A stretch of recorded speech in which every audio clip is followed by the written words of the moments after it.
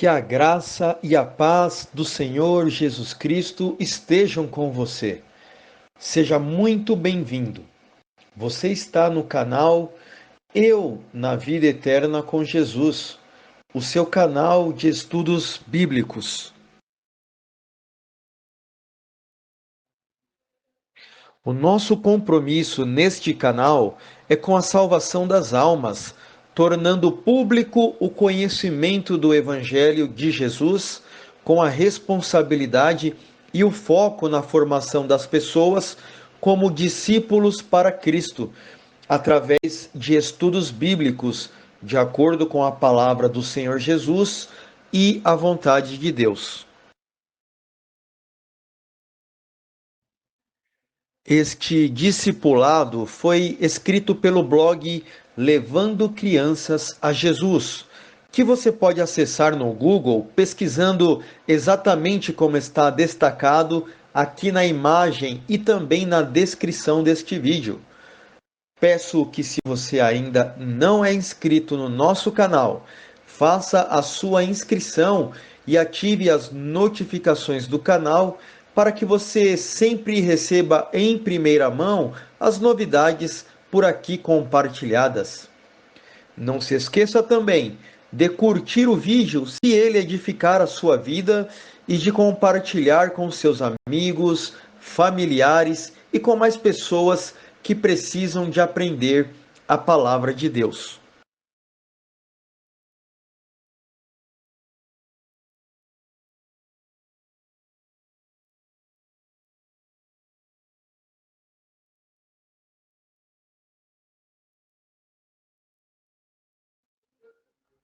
Neste discipulado, trataremos sobre as duas sementes que a Bíblia apresenta e que foram semeadas no mundo, como também a diferença entre elas.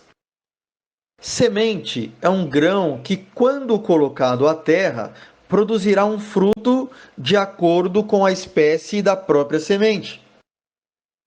A intenção com este tema, as duas sementes, é ajudá-lo a compreender o poder de cada semente revelada na Bíblia, para que você possa escolher aquela que te fará seguir a vontade de Deus.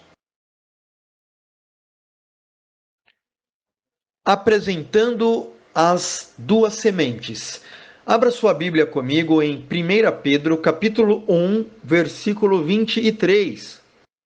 Diz assim: sendo de novo gerados, não da semente corruptível, mas da incorruptível, pela palavra de Deus, viva e que permanece para sempre.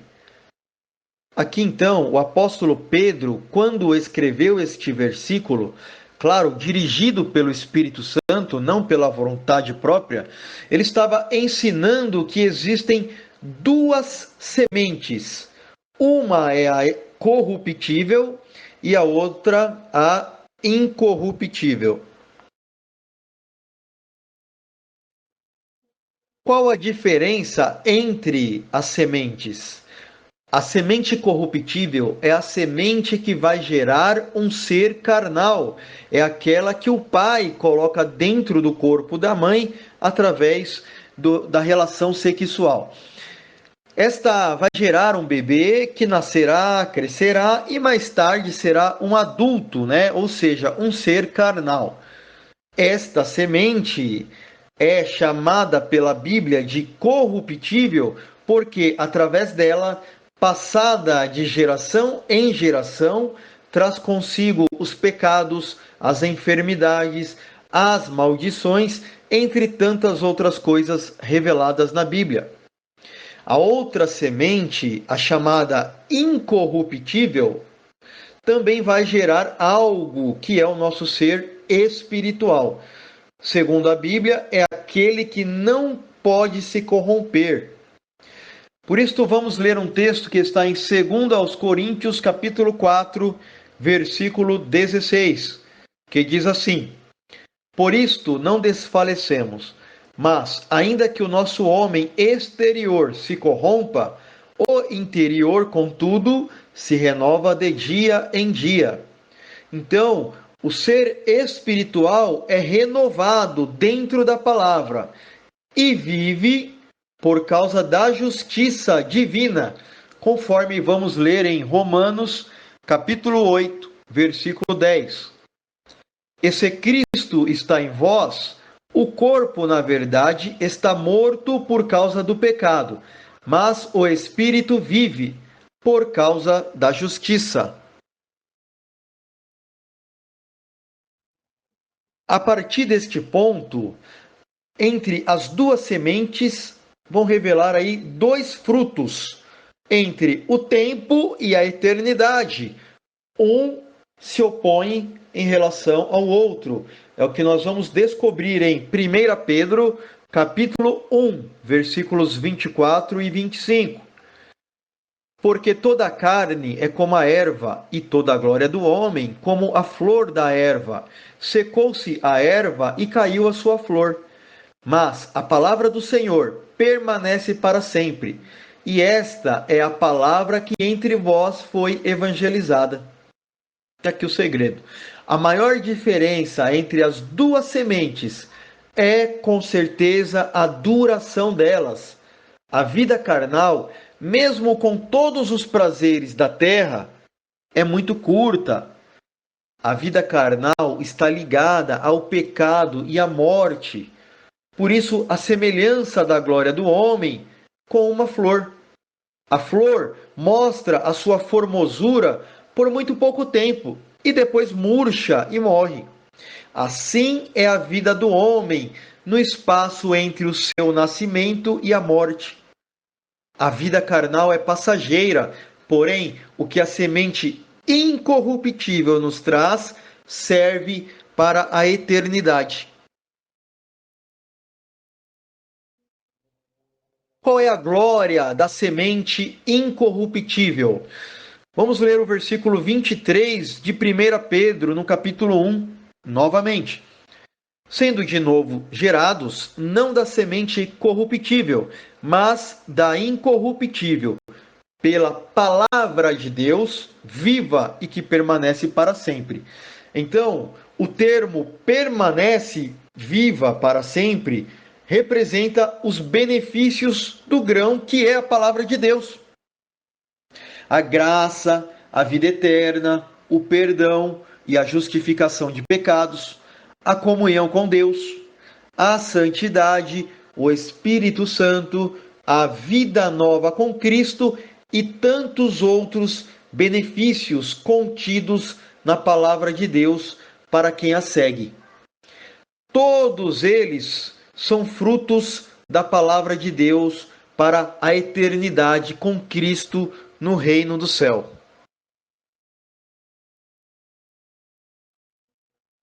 Se as sementes são diferentes, também não podem dar o mesmo fruto, como muitos acreditam.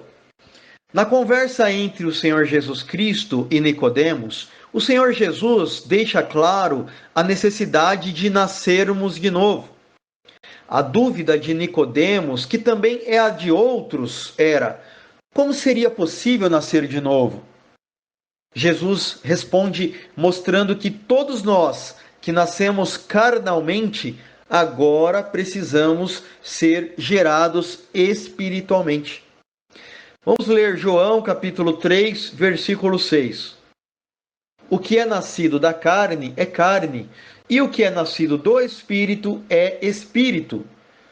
Neste versículo é revelado a grande separação entre as duas criações, onde cada semente revela o seu próprio fruto.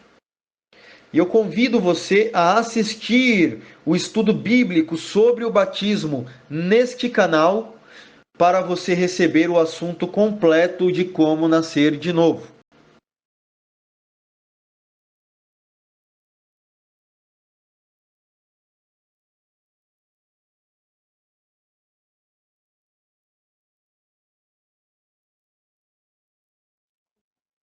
A parábola do joio e o trigo. Abra tua Bíblia comigo em Mateus capítulo 13, versículos 24 ao 26. Propôs-lhes outra parábola, dizendo: o reino do céu é semelhante ao homem que semeia a boa semente no seu campo. Mas, dormindo os homens, veio o seu inimigo e semeou joio no meio do trigo, e retirou-se. E quando a erva cresceu e frutificou, apareceu também o joio. Ok. Vamos explicar então a parábola. Duas sementes são apresentadas nesta parábola: o joio e o trigo. A boa semente vai gerar o trigo e a semente ruim vai gerar o joio, porque diz que o inimigo foi quem a semeou.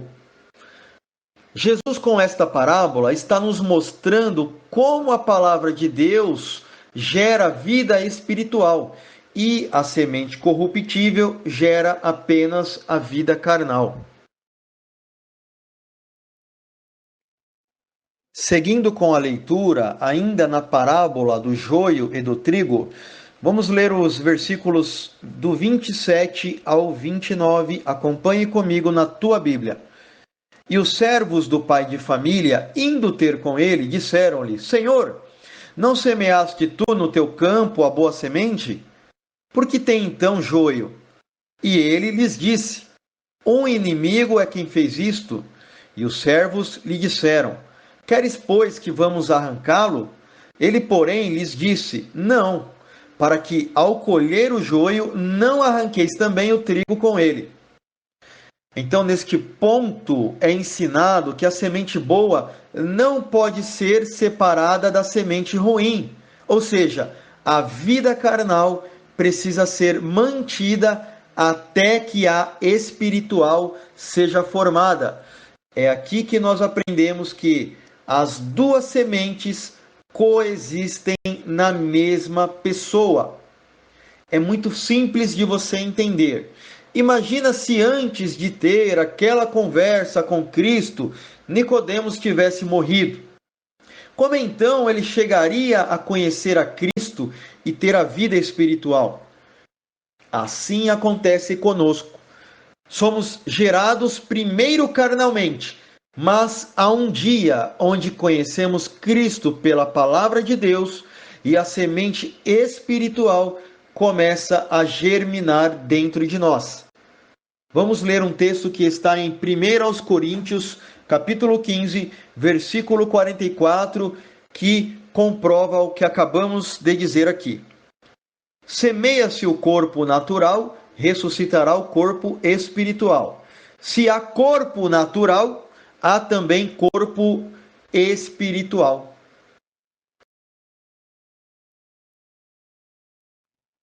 Se as duas sementes coexistem na mesma pessoa, eis então a batalha entre as duas sementes. Abra tua Bíblia comigo em Romanos capítulo 8, versículo 5. Porque os que são segundo a carne inclinam-se para as coisas da carne, e os que são segundo o Espírito para as coisas do Espírito. É como eu disse, as duas sementes passam a coexistir na mesma pessoa, porém, uma vai se sobressair sobre a outra. O versículo está dizendo que a vida da pessoa vai pender para aquilo que for o desejo prioritário na vida dela. Então não tem como alimentar as duas naturezas. Enquanto uma se fortalece, a outra enfraquece até que ela morre.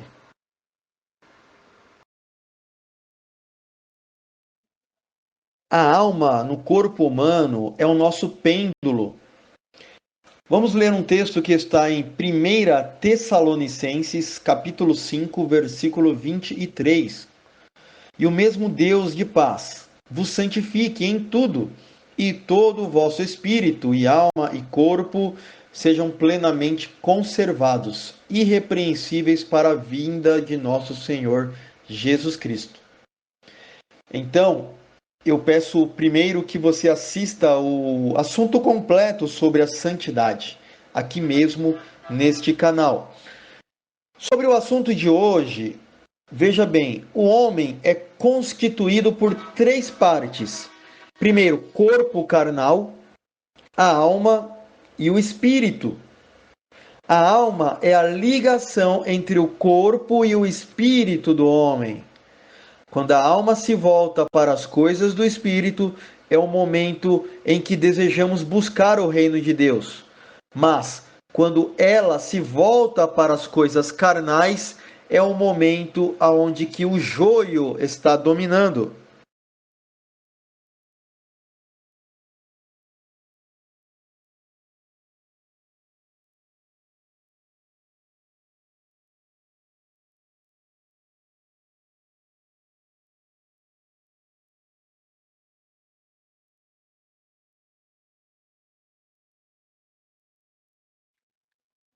A nossa alma se submete às nossas escolhas.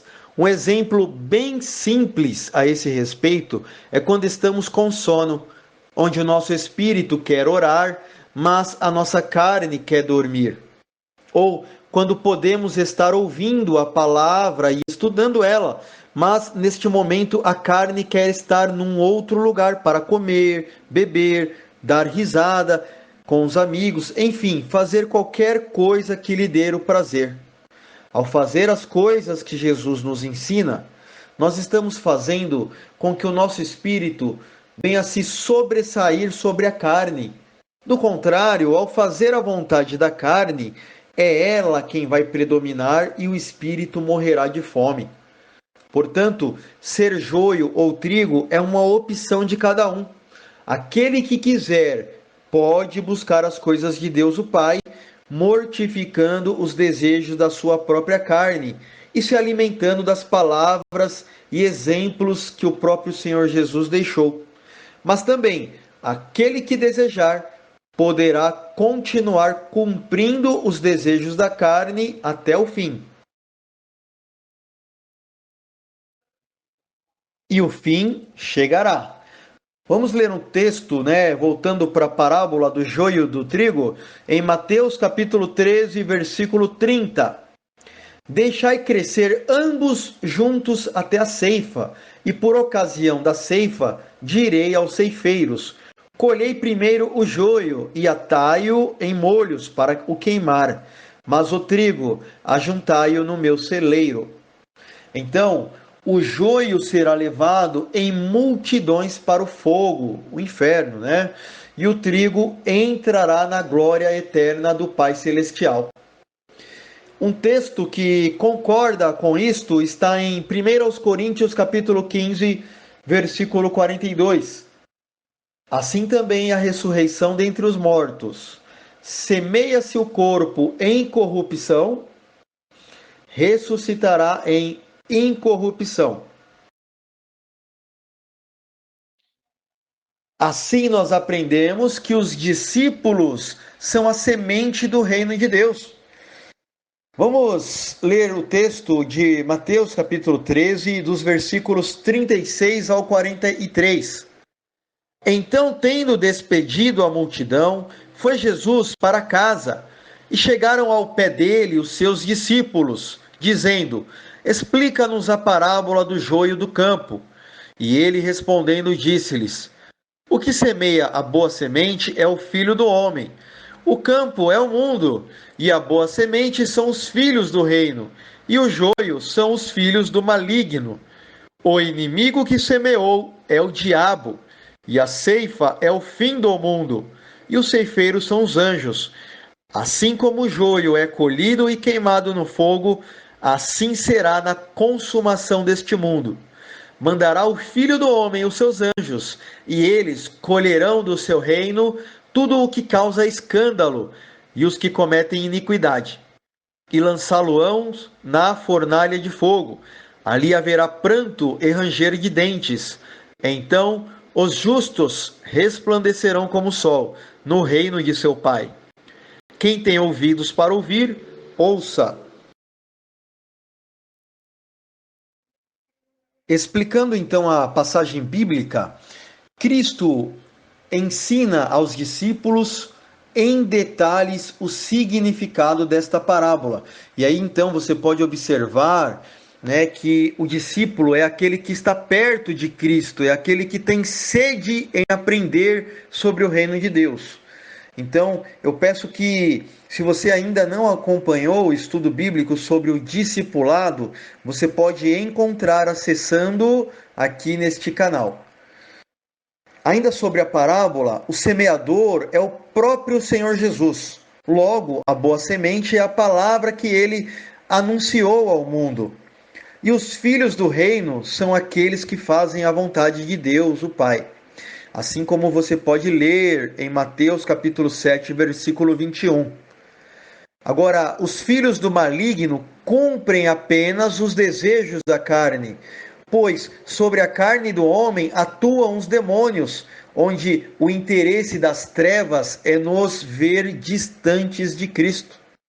A criação carnal não vem de Deus o Pai, por isso que ela é dotada de pecado, enfermidades e maldições, segundo o que está escrito lá no versículo 39 que lemos, que quando Jesus diz, o inimigo é o que semeou, né? Semeou o que? O joio, a carne.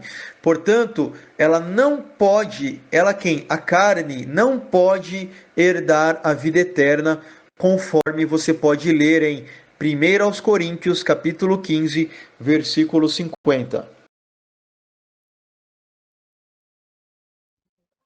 Ainda é interessante a forma como Jesus termina a sua explicação, conforme o versículo 40 mostra para nós. Jesus disse: Quem tem ouvidos para ouvir, que ouça.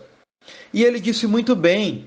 Então, quem quiser ouvir e colocar em prática é comparado ao bom ouvinte. O bom ouvinte são os que guardam a palavra de Jesus e nascem como filhos de Deus. Vamos ler o texto de João, capítulo 1, versículo 12. Mas a todos quantos o receberam, deu-lhes o poder de serem feitos filhos de Deus, aos que creem no seu nome. Assim como a semente corruptível tem lá o seu progenitor, né, que é aquele que dá a vida carnal, no caso, o pai da criança, a semente incorruptível também tem o seu progenitor, que é o Senhor Jesus Cristo, o doador da vida espiritual. É Ele quem coloca a palavra em nós.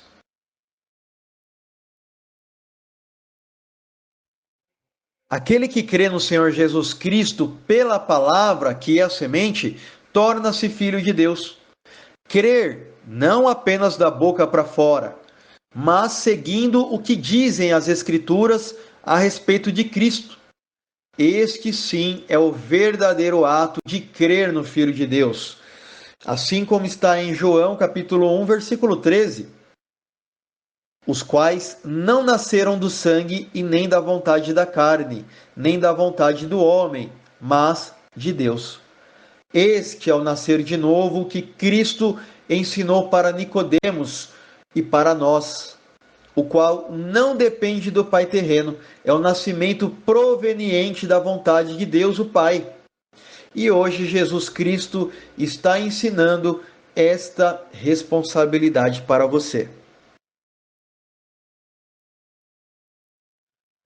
1 Pedro, capítulo 2, versículos 1 e 2. Abra sua Bíblia comigo, porque diz assim: Deixando, pois, toda a malícia e todo o engano e fingimentos e invejas, e todas as murmurações, desejai afetuosamente, como meninos novamente nascidos, o leite racional, não falsificado, para que por ele vades crescendo. Então, estes versículos nos mostram coisas que fazem parte de um amadurecimento na fé. Por exemplo, descobrimos que depois de conhecer a Cristo, a nossa forma de enxergar as coisas foi mudada. A nossa concepção é outra porque está ligada a Cristo. Isso faz parte de um crescimento espiritual, do qual Deus o Pai desejou para nós. E Pedro segue dizendo: Desejai afetuosamente o leite racional, buscai a palavra que ensina. Em outras palavras, é isso que Pedro está nos dizendo. Na Bíblia, do Evangelho de Mateus para frente, a palavra nos orienta desde os fundamentos para a construção de Cristo dentro da nossa vida, até a consumação onde haverá a nossa ressurreição. É através dela, da palavra, que deixamos de ser meninos no entendimento e passamos a crescer espiritualmente. É por ela que passamos a entender como agir seguindo os ensinamentos de Cristo e gradativamente deixamos as meninices para viver o verdadeiro Evangelho. Evangelho de Mateus, capítulo 13, versículos 40 ao 43, para explicar sobre a ceifa. Assim como o joio é colhido e queimado no fogo, assim será na consumação deste mundo. Mandará o Filho do Homem os seus anjos, e eles colherão do seu reino tudo o que causa escândalo e os que cometem iniquidade. E lançá-lo-ãos na fornalha de fogo. Ali haverá pranto e ranger de dentes. Então os justos resplandecerão como o sol no reino do seu Pai. Quem tem ouvidos para ouvir, ouça. Ceifa significa colheita. A colheita será o dia do arrebatamento. Nesse evento, na mesma pessoa será separado o homem natural do homem espiritual. O homem espiritual será levado para a glória e o seu corpo carnal será deixado para o destino que lhe foi preparado, que é a morte.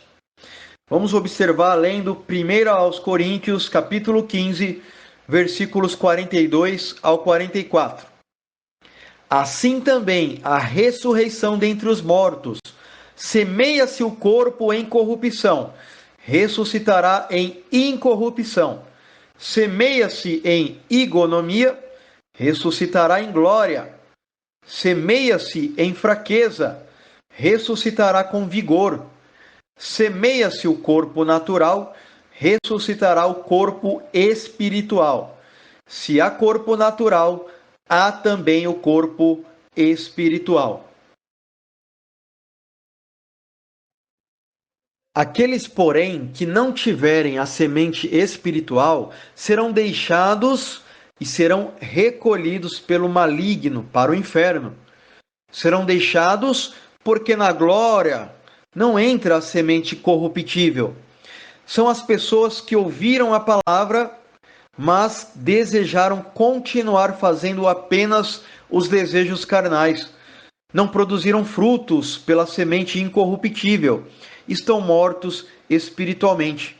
Vamos ler o versículo 50 da primeira carta de Paulo aos Coríntios, no capítulo 15.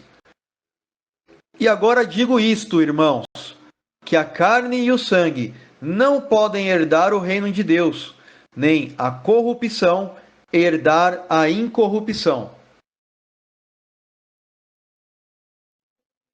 Somos frutos da vontade de Deus. Deus o Pai enviou Jesus ao mundo para salvar as pessoas e não para condená-las. Precisamos tirar a concepção errada, os pensamentos de que Deus enviará as nossas almas para o inferno. Essa não é a natureza de Deus o Pai. As nossas almas já estavam condenadas pelo pecado e pela lei de Moisés. Por isso Jesus veio ao mundo semear a palavra da salvação. Deus o Pai deseja que você seja um homem espiritual, assim como Cristo. O Senhor Jesus, quando vier no arrebatamento, vem colher para o reino de Deus os frutos da semente que ele mesmo semeou na terra. Terminamos o nosso estudo bíblico e eu espero que este discipulado possa ter contribuído para o seu entendimento e crescimento espiritual.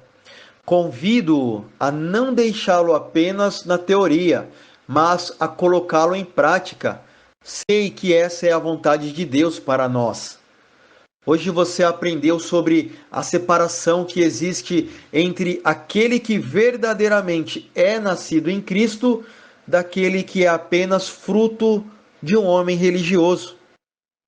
Indico que você assista os estudos bíblicos sobre o batismo e os 2 evangelhos que você pode encontrar aqui neste mesmo canal, para que você tenha um entendimento maior sobre o assunto da sua salvação. Que o amor de Deus o Pai, a graça do Senhor Jesus Cristo e a comunhão do Espírito Santo estejam com você, com a sua família e com todos aqueles que desejam a palavra de Deus. Amém.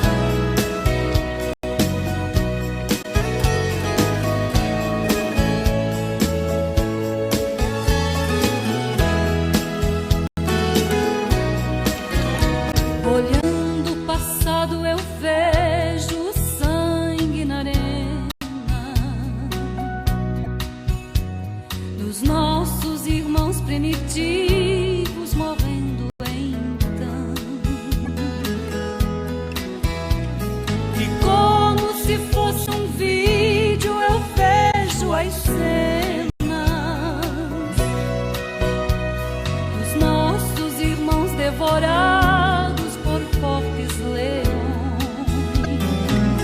e o sangue quente que corria como enxurrada pelo chão era a semente do Evangelho, era sinal de salvação, pois cada alma que partia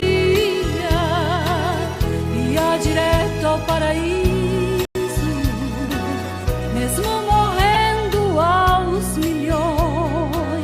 Para Deus não era prejuízo. Eu sou a semente do sangue dos irmãos que morreram sangrando para manter o Evangelho vencendo. Eles iam morrendo de Cristo falando. Eu sou a semente do sangue dos irmãos que tiveram a morte, levar a mensagem.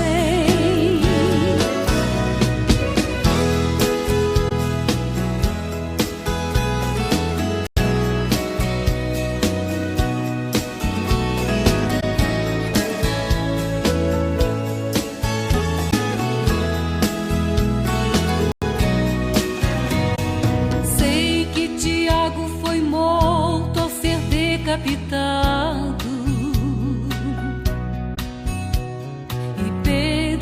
crucificado de forma cruel. Sei que alguns foram mortos ao fio da espada. Sei que também eles estão no seio de Deus. Ninguém pensou em ser covarde, morreram mesmo por amor.